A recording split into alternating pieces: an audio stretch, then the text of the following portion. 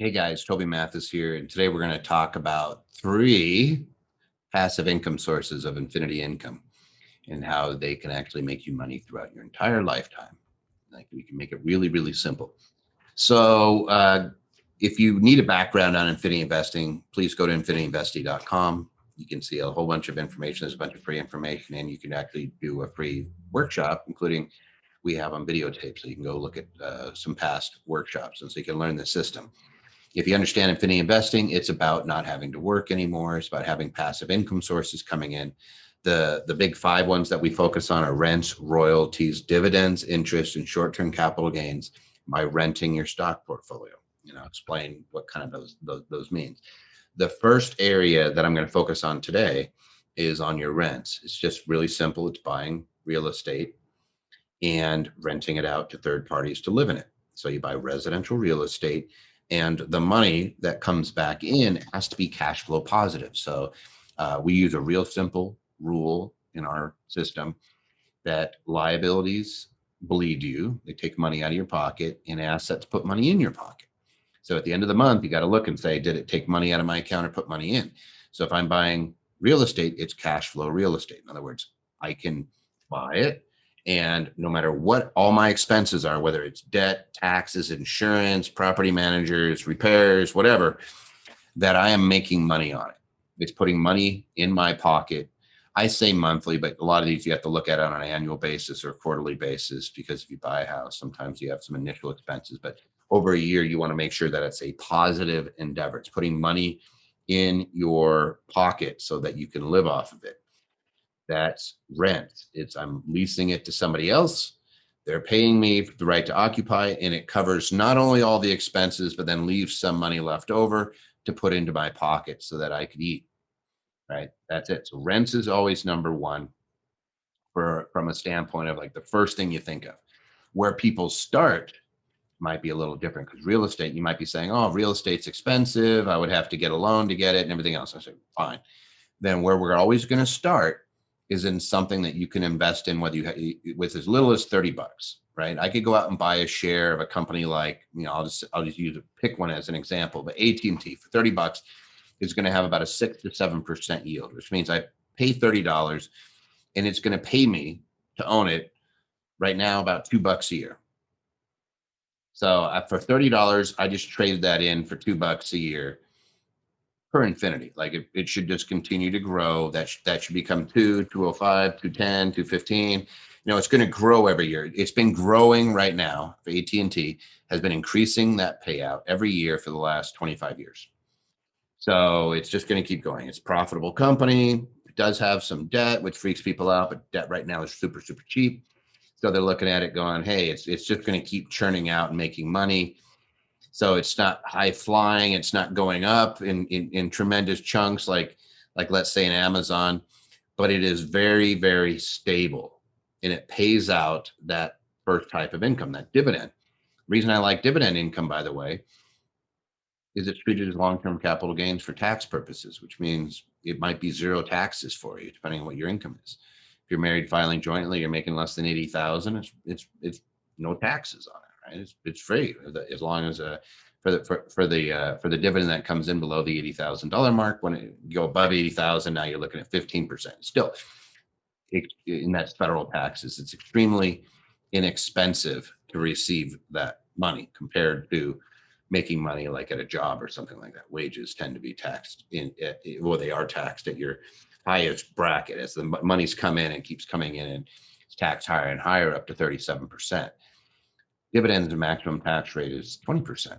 So it's not bad, right? It's about half. So we like that. So we like dividends. So I buy an AT&T share. I'm going to immediately start getting a dividend. The third type is short-term capital gains off the sale of options. We rent our shares out. Like if I buy AT&T, as soon as I hit 100 shares of AT&T, which is going to cost me about $3,000, I can now do something with it. I could rent it to somebody else through the use of selling an option. The way we do this is you sell an out of the money option. So if I paid 30 bucks, I might sell someone the right to buy that share from me for $31. I have to do them in buckets of 100 though. So I have to have 100 shares. So I have to accumulate 100 shares. And then once I get there, now I can sell one option. Maybe I get 20 bucks. Maybe I get 30 bucks. Maybe I get $200. Maybe I get $300. It all depends. There's a market for those options. And depending on what the company's doing is going to dictate how expensive those options are going to be. If it's a very, very stable company, you're probably not going to get a huge amount of premium because there's a good chance it's not going to get up there, right? It's not going to get to that target. So if somebody's taking a lot of risk, there's not a real good chance that they're going to make it. And so what they do is they pay you, and maybe they're not paying you a ton, but they're going to pay you money that you get to keep no matter what it does. Now, if you followed me, I just said, hey, I bought it at 30 and I'm selling them the right to buy it from me at $31. Let's say it does go above 31 and they do exercise their option. Okay, well, I just made a bunch of money. Not too bad. I make the money on selling the company and I wait for it to come back down and I buy it again and I go buy some other company. If I don't want to, that you can do it something called rolling out of the option, which means you sell the next month option. You can buy options. Like you can sell options on a weekly basis on a lot of companies. So you can bring in money, say it's $20 a week.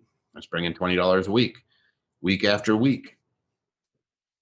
Nothing wrong with that. That's just extra money. And all I'm doing is selling somebody the right to buy my company where I make a profit. It's not too bad, right? It sounds like a win-win-win. And that's exactly what it is. The people that gamble in the stock market are the option buyers because it could be worth absolutely nothing. They could pay the $20 and get nothing in return. What they're hoping is that it goes up to 32 bucks and they made $1. So they paid 20 cents to make $1. So they make 80 cents. Congratulations. You, on the other hand, you're going to make $1 and you're going to make the option premium. Sounds like a pretty good deal, right? You say, what's the catch? Well, the catch is the company, if AT&T goes into a free fall, you're going to eat it, right? You're going to have to buy back your option, which will become really devalued because it's dropping. So you could actually buy back your option, sell your company. But that's why we buy stable companies that are paying us dividends, because historically they go up. So, that dividend keeps the stock price up. So AT&T, if it's paying a 7% dividend, if it starts to drop in price, that dividend rate goes up. If it gets around 10%, everybody's buying it.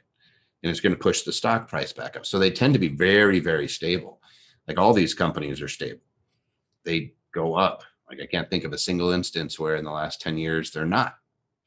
So you're just looking at it going, hey, not only do they go up, but the dividend increases. So in year one, like let's say it's AT&T, it might be $2. In year two, it might be $2.10 or $2.15. Year three, maybe it's $2.25. Year four, the dividend increases. And then you say, well, how do I know they're going to increase it? Well, you look at the past. They've been doing it for 25 years. There's companies that have been doing it for more than 50. I think Coca-Cola is on year 57.